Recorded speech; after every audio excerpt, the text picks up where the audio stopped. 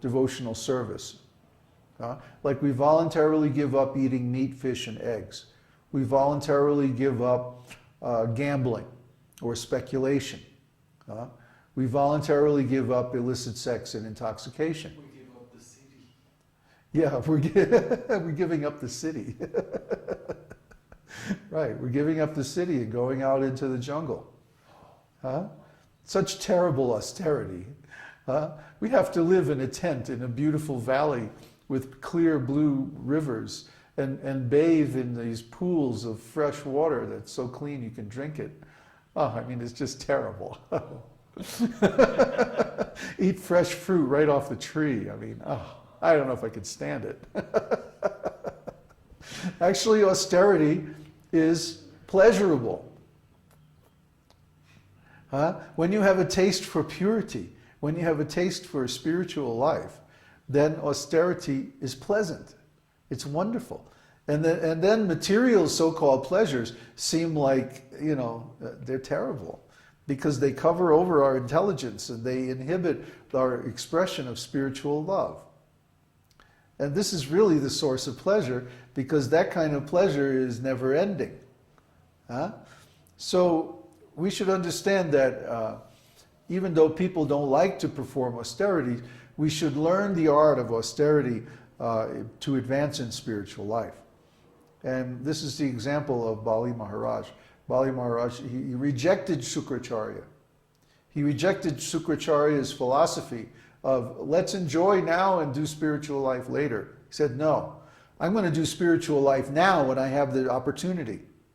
Because we don't know in the future if we're going to have the opportunity. Krishna has a way of taking things away if we don't use them. If he gives the inspiration, if he gives the opportunity, we should take advantage of it now while we have the chance. Or Krishna might say, you're not really sincere. I'm going to take this away. Maybe better luck next time. That's Krishna's character. I know, because as a writer, as a musician, I know if I don't take advantage of an inspiration right away and actually do something with it, put it down on paper, or make a recording of it, then it's going to evaporate. That's the way it goes. So if you have the inspiration for spiritual life, do something about it. That's the lesson of Aditya. And the next one is Pushkaraksha. Pushkar means pervading, and Aksha means everywhere. So Pushkar Aksha, he's pervading everywhere, everything. There's no place you can go where there's no Krishna. He's everywhere and in everything. He knows everything. He sees everything. So there's no question of hiding from the Lord. There's no question of not being in touch with Krishna. Most of us come to this material world because we don't want to be in touch with Krishna. We want to be separate. We want to be away from him. But it's not possible. He may be invisible. He may hide himself, like he's hidden himself within our hearts and within every atom in the material world, but he's still there. And his influence, his intelligence, his consciousness, his personality is everywhere and in everything.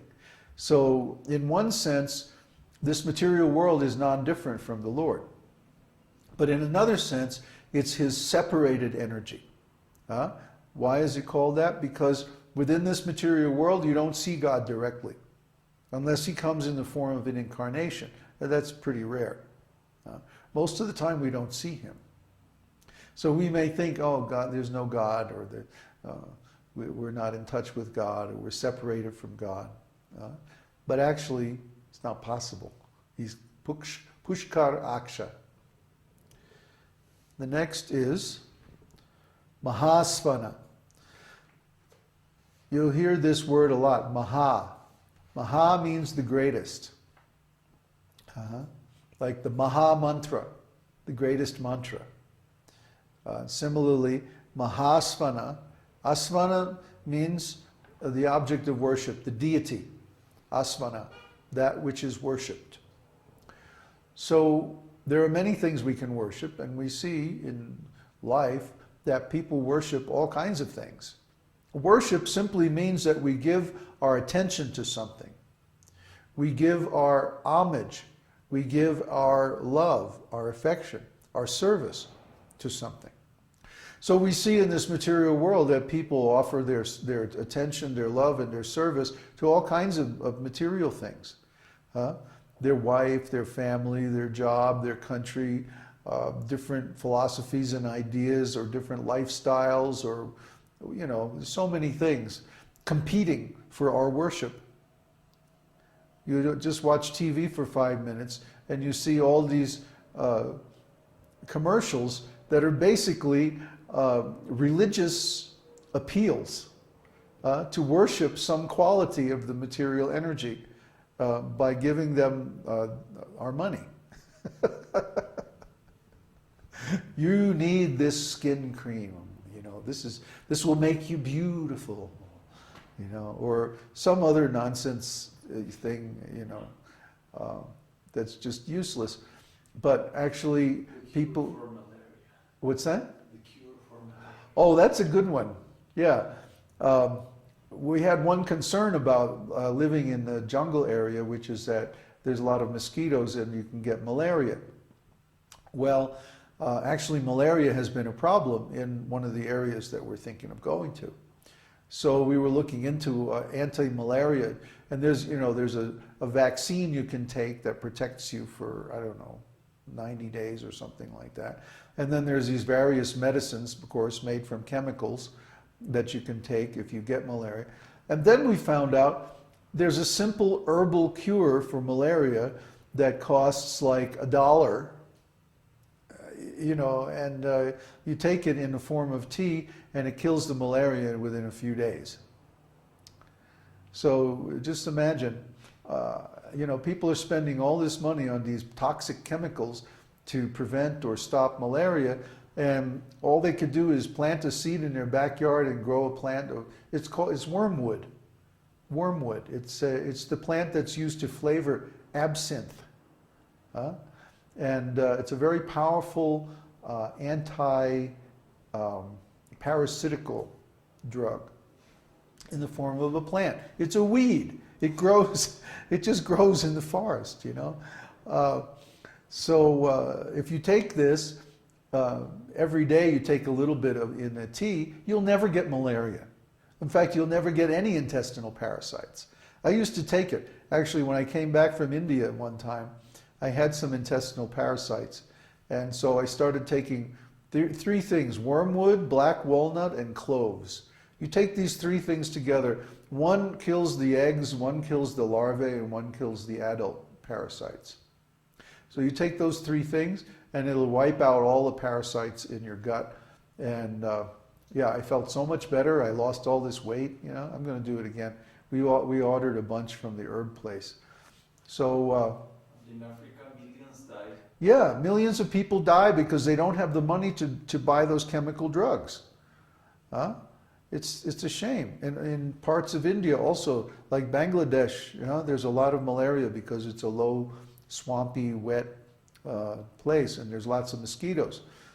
If they just would grow some wormwood, they would be all right.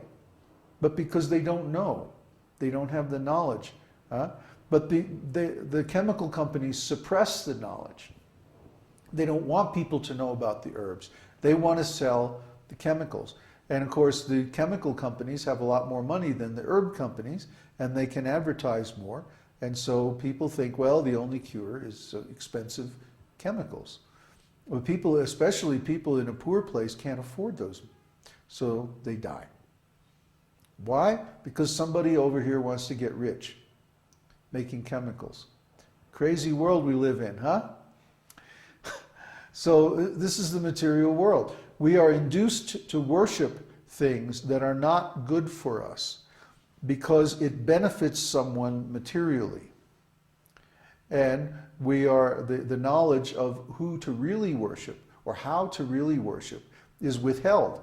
It's suppressed by propaganda and by other means. Look what the British did in India with the whole Hindu thing. They suppressed the Vedic knowledge and they put some cheap imitation in its place so that people would be misled. They did it deliberately.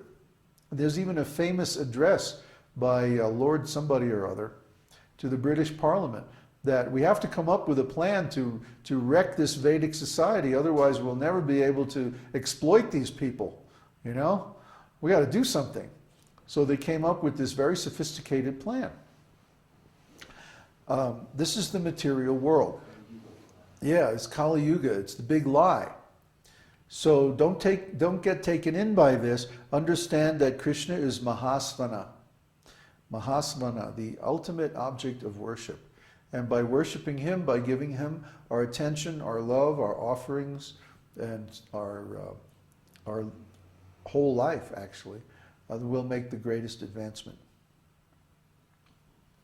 The next name is Anadi Nidhana. Anadi means no birth,